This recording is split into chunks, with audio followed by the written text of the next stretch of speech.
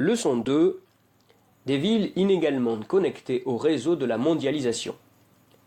Comment l'inégale intégration se voit-elle dans les paysages? Première partie, des villes connectées au grand réseau. Les grandes métropoles sont connectées car ce sont des lieux de production de richesses et d'échanges, qui se font par transport aérien, ferroviaire, maritime ou routier, échange matériel donc, mais aussi de plus en plus par Internet, échange immatériel. Les flux se concentrent entre quelques grandes villes. Elles concentrent les pouvoirs économiques avec les sièges sociaux de FTN, firmes transnationales, financiers avec les bourses, culturels et politiques avec les sièges d'organisations internationales. Ce sont des villes mondiales. Grand 2. La formation d'un archipel.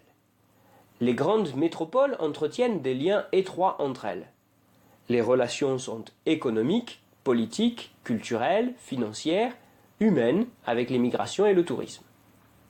Elles ont parfois plus de relations avec d'autres métropoles qu'avec le territoire qui les entoure. Cela forme des îlots, et le réseau entre ces îlots est appelé un archipel. Ces métropoles établissent un lien entre les échelles mondiales et locales, car elles contribuent à diffuser la mondialisation sur tout le territoire qu'elles dominent. Grand 3. Des métropoles inégalement intégrées. Cette inégalité reflète les inégalités mondiales. Elle est plus importante dans les pays développés et les pays émergents, car ces villes sont globalement mieux connectées. Les pouvoirs sont regroupés dans les CBD. Ils sont un symbole de la mondialisation, notamment par la hauteur.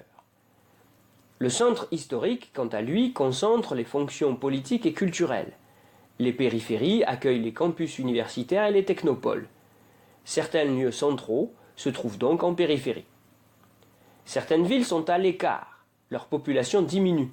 Cela correspond à une décroissance marquée par les crises économiques et sociales, souvent à la désindustrialisation. Dans chaque métropole, des quartiers restent à l'écart de la mondialisation. Les inégalités socio-spatiales se rencontrent à l'intérieur de la ville. Les villes se réorganisent autour de nouveaux lieux. Cela passe par le développement d'activités nouvelles et conduit à de nouveaux centres, haute technologie, développement de la culture. L'objectif est de se reconnecter au monde.